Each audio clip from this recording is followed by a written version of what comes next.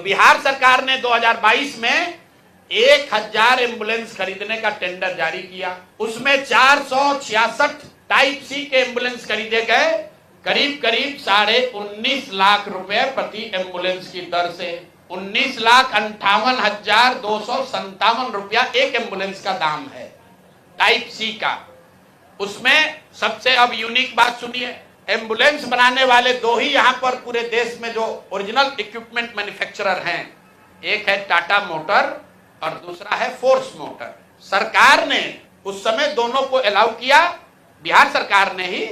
उसमें बिड हुआ, एम्बुलेंस जो खरीदा गया है वो खरीदा गया 19,58,257 रुपये में। 2 बरस के बाद अभी 222 और एम्बुलेंस खरीदा गया।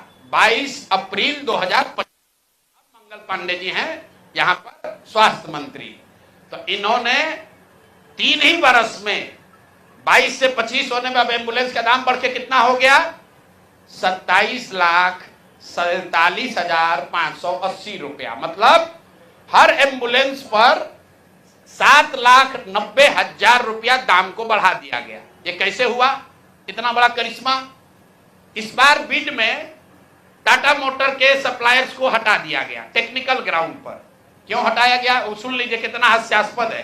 टाटा मोटर का जो सप्लायर था उसका टेक्निकल ग्राउंड पर बिड इसलिए कैंसिल किया गया क्योंकि सरकार का कहना है कि हम लोग वो एम्बुलेंस चाहते हैं जिसमें सिर्फ पेशेंट वाले विंग में एसी हो, ड्राइवर वाला केबिन में एसी न हो। टाटा मोटर ने कहा कि हम उतने ही पैसे में हम पूरे एम्बुलेंस में एसी देंगे जिसमें ड्राइवर के पास भी एसी होगा और पेशेंट वाले में भी एसी होगा।